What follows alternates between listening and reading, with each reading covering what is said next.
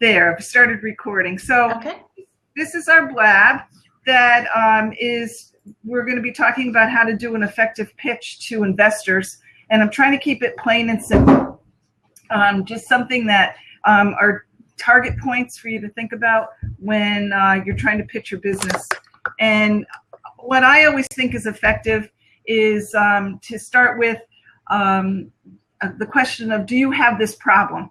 And it brings some familiarity to the person that's listening.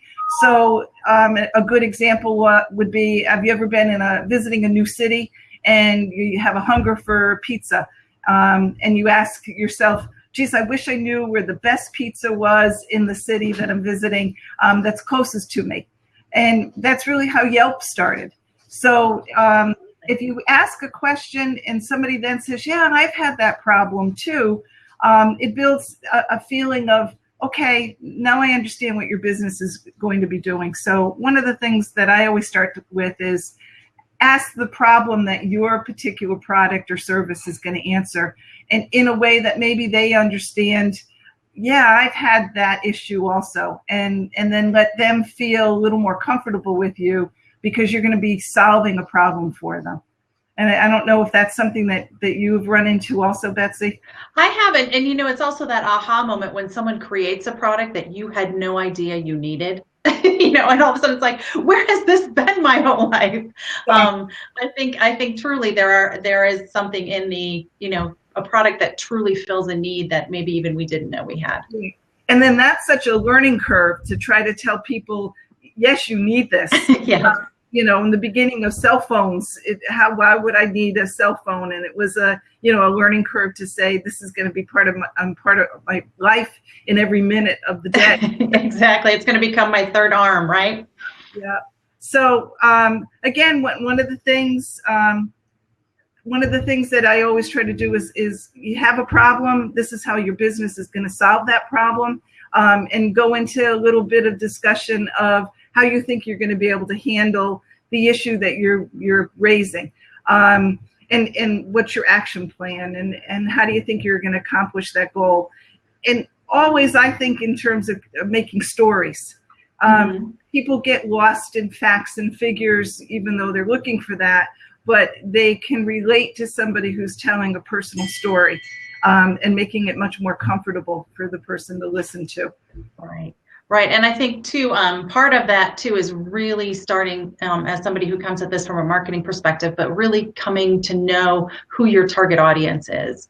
Yes. Who exactly are you designing this product for? And I think then that opens up, all of the other channels of how you advertise, how you get it to them, how you sell it to them. But I'm really starting to understand, is this something for everybody, or am I really looking to serve a specific target market? Right. And that goes along with the same thing. One of the bullet points that I always think in terms of is, as an investor listening to somebody doing a pitch, I want to know if they've talked to their customers. Mm-hmm. They may have a great idea, a great solution to the problem. They have thought through their business, but they've never actually talked to their target market, or even friends and family to say, hey, I'm thinking of doing this. Do you think it's a good idea? Yeah. And how is it going to serve you? And how do you see it incorporated into your life? Yeah. And another great way to do that is there are so many free tools on the internet now to actually do surveys.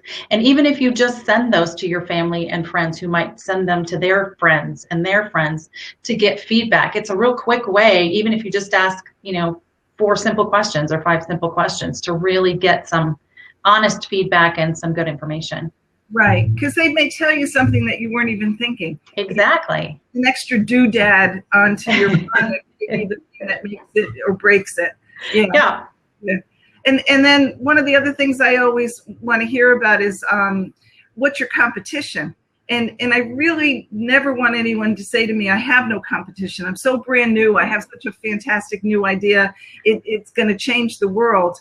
And I always go back to Henry Ford, when he came up with the car, had competition. People were used to driving horse and buggies. They were not in a motorized horse and buggy. And right. he had to say, this is going to be something that will expand and isn't a novelty. And he ran into a lot of difficulty because people did think that it was a newfangled novelty and this will never work.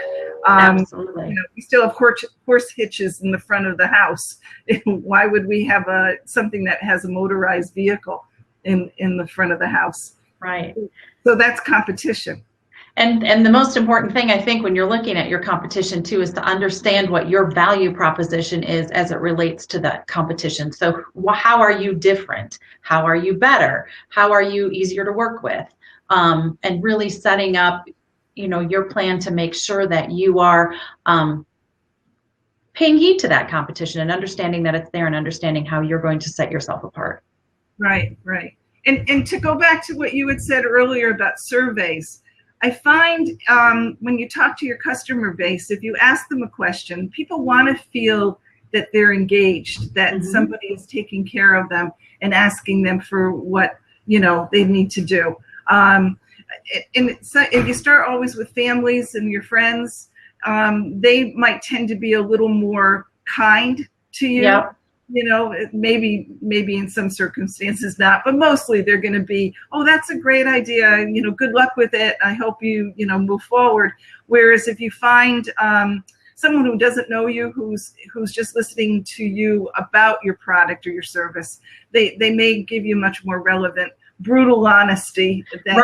Right. Yeah. So, I always look to see what the revenue streams are. If they're obviously in a startup, you may not have any, but you need to have those projections. You need to know where your profit centers are.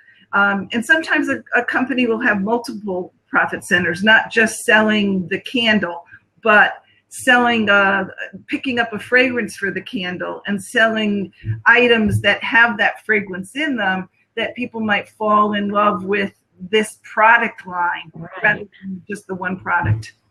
Yeah. And I think that issue of monetization, especially in this high tech world, I mean, just think of how many businesses and companies in the high tech industry started for free, whether it's a Yelp, whether it's a Google, whether it's a Facebook. I mean, I don't think any of those services would be anywhere today if they had charged me, if Google had charged me even a dime every time I searched, I don't think I would have used it as much. Right. But really for them, the huge challenge was figuring out how to monetize their business and how to get money for what they were doing. Right. And that's so important because the learning curve is you should start off by giving good content and good information and a good service to people first, and then let things flow from there. Which is hard for an entrepreneur when they're scrapping together, a smaller budget, and I'm not going to make my, thousands of dollars instantly. I have to wait and go back and build the base. But that's really what a company needs to do is have a following. And the only way you get a following is to always give from the heart and give, the best service and the best product that possible. And then that learning curve for customers to say, wow, how did I ever live without this? Yeah, absolutely. Yeah. One of the important things too is I always believe in team. We're not a standalone. None of us stand alone in this world, and certainly with companies, it's the most important part of a company is to have the team support. And you need to identify who it is that's working with you to help you in your business, because I truly believe that people invest in people first and then the product afterwards.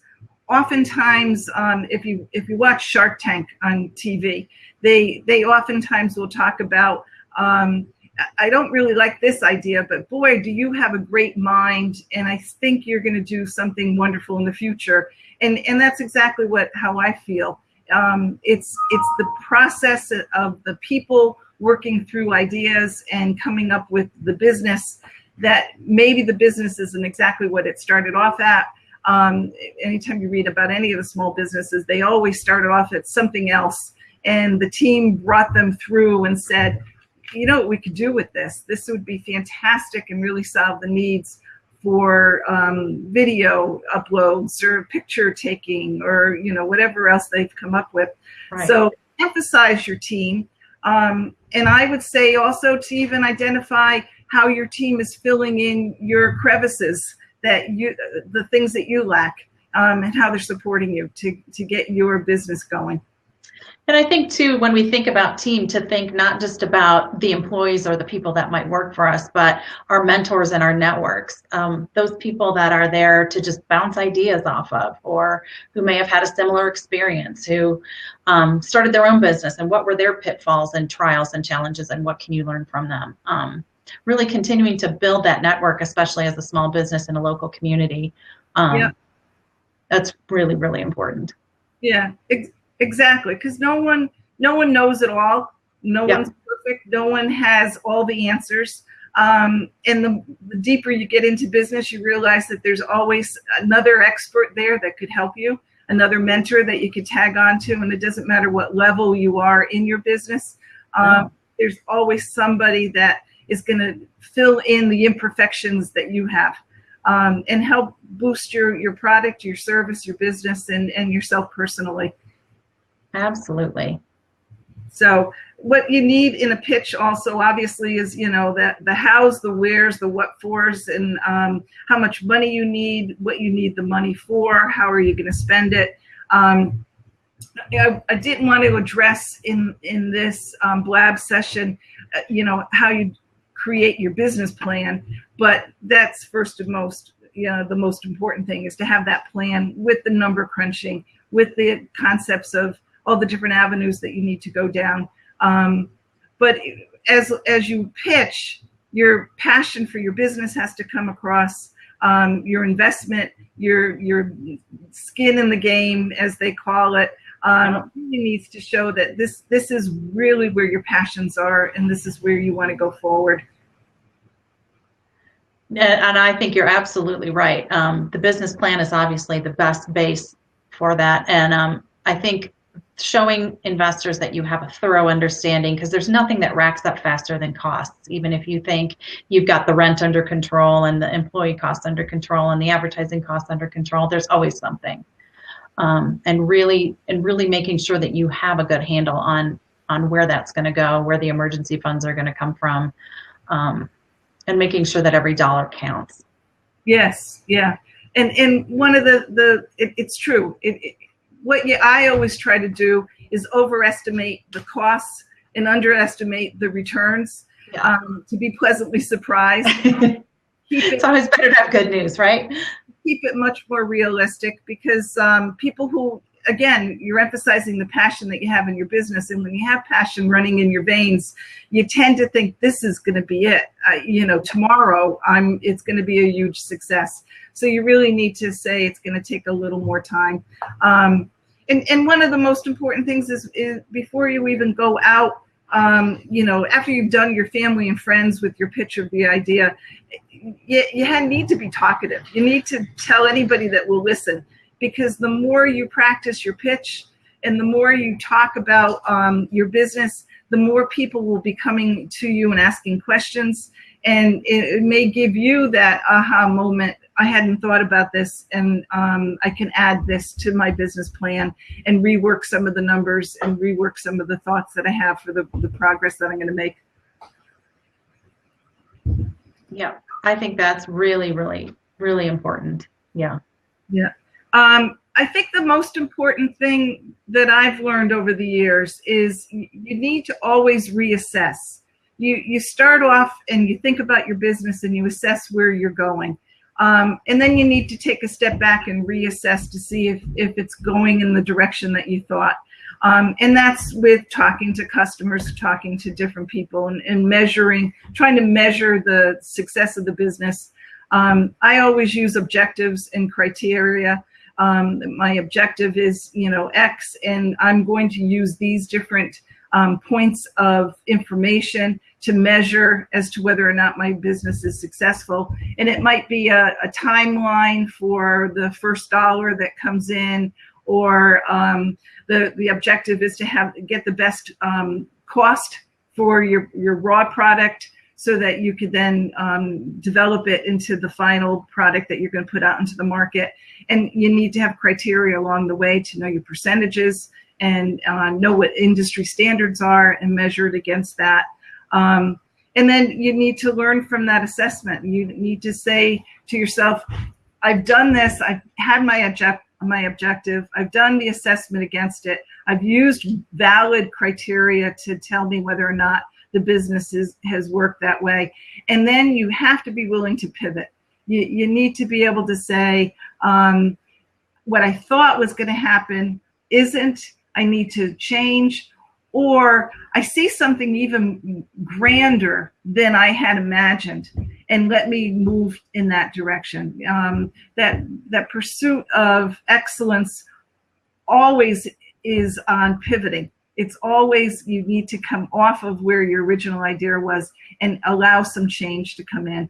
And then you start the process all over again, and it never ends. I don't care how long the business has been in business.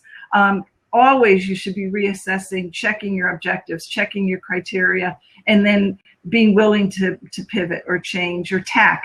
One of the things that I've always said is life is like sailing.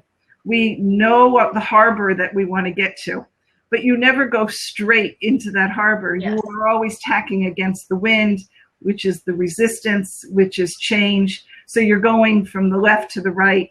And hopefully if you have a central question and a central objective and that you're trying to attain, you stay on a straighter course and you land in that harbor that you're looking for, which is the success of your business. Yeah. And I think that's sometimes the hardest thing for small business people, because their business becomes such a part of who they are. They're so sure they're right. They're so sure they've got just the perfect idea. And the thought that they might actually not be quite as on top of it as they should be. I think it's because it becomes so personal. It's like a child almost having a small business.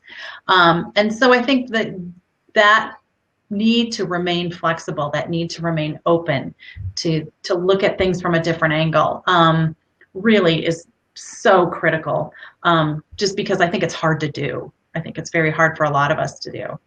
Yeah.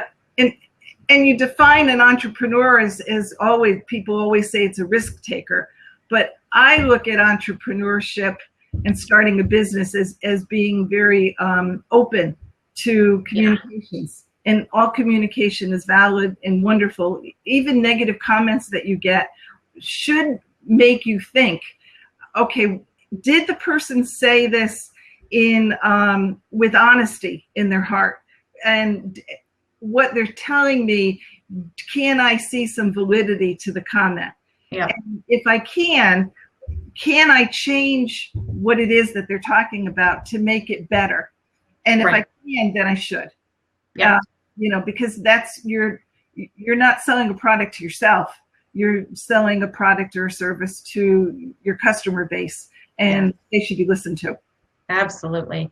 And I think, the unfortunate thing when you start looking at the things like Yelp and stuff, we are always so quick to criticize. We want to say, we had a really bad experience. And unfortunately, it's hard to get customers sometimes to tell us when we're doing things right, because I think that's just as important. What are we doing that's a home run that we should keep doing?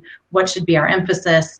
And really going out to seek out sometimes that what are we doing right, not necessarily what are we doing wrong. Right. And to that, to keep a thicker skin when somebody does have a critical thing, because sometimes it's not coming from, the origin of the complaint is not coming from you or your product. It's something else that has happened with that customer. Maybe they've come into your place of business already with a grump. Yeah. And so I can't tell you the number of restaurant reviews I've read for restaurants that really are not geared towards children, where people complain because they didn't have crayons, because they didn't have this. And it's like, you know what? That's really not what that business is all about. It's not intended to be a family place. Right. That wasn't their goal. That's not their market. It's not what they're going after. So, to really understand, are there customers that just didn't understand your concept? Right, exactly. And that's where I said, look to the validity of the comment, and is it something you can change or want to change? Yeah. If it's, and exactly a perfect example, if it's a white linen table restaurant and they don't really cater to children, then that comment, your customers that are reading that comment will understand. Yeah. And I believe that you communicate back to a person like that, especially on a Yelp, to let them know, I'm sorry that you had this experience. We don't tend to have many diners under the age of 4. Yeah, exactly. Exactly. And handle it that way. I have a couple of questions for you, and I just didn't know if there was anything else that you wanted to add to what we've been talking about today. No, go ahead. Okay. What I always believe, just to kind of wrap it up, I always believe when you pitch your business, it's something that's coming from the heart.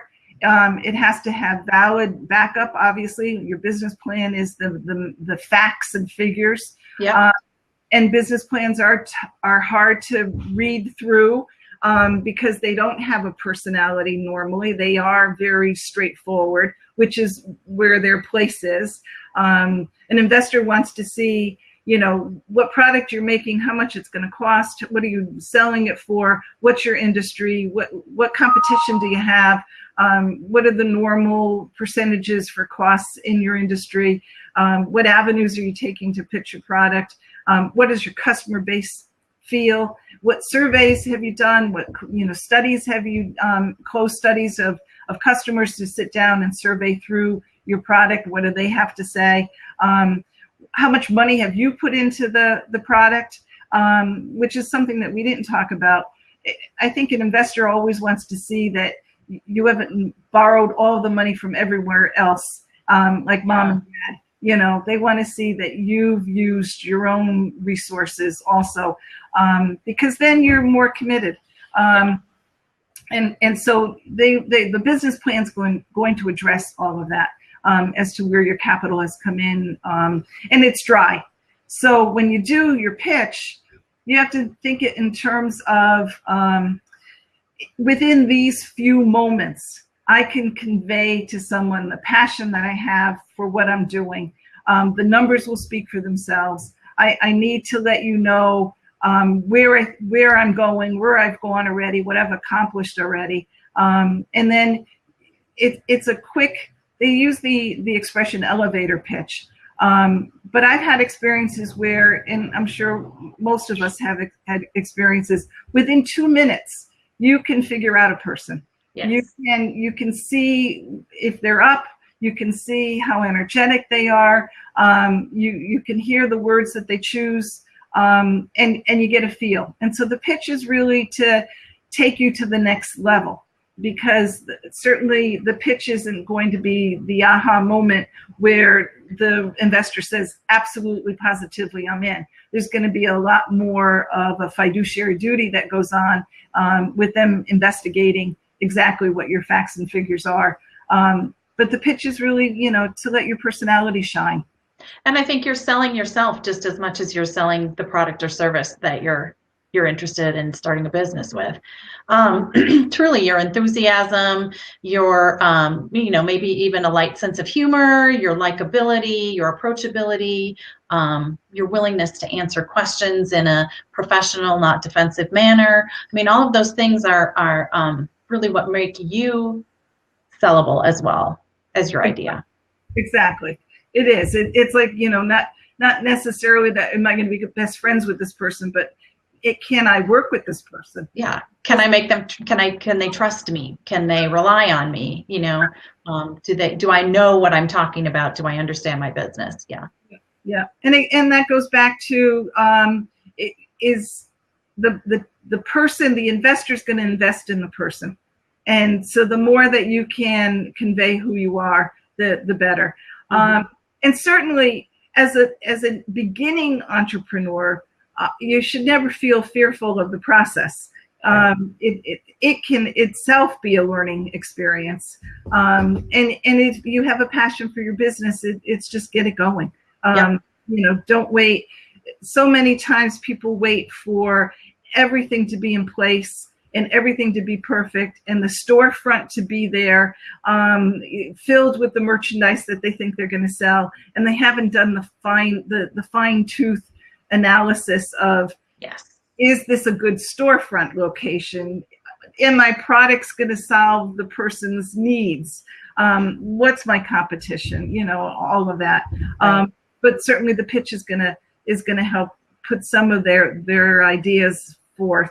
And if you listen, you'll make little mistakes along the way rather than huge. And it's baby steps. Yep. Always grow from that experience. Yeah. Yeah.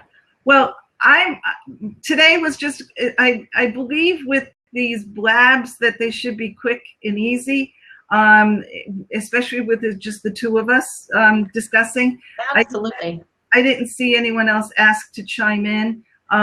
In the future, we're going to be doing this quite often, and we're going to pick a different subject. And my goal is to keep it quick and easy, like a TED Talk. So that I know I can do, you know, a 20-minute session and sit down and talk with somebody for 20 minutes. We obviously will dedicate more time if people start asking questions. But I want it to be a touchstone in a quick and easy time frame for people. Perfect. Judy, why don't you also just take a quick minute to let everybody know who may be listening to this later as it sits out on Blab for a while, what Cash and Learn is all about.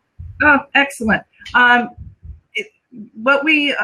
and Learn is an organization that is trying to help the small business owner, young entrepreneur in your backyard. We totally believe in the local community, in helping local people trying to start up their businesses or improve upon an existing business, get their invention off the ground.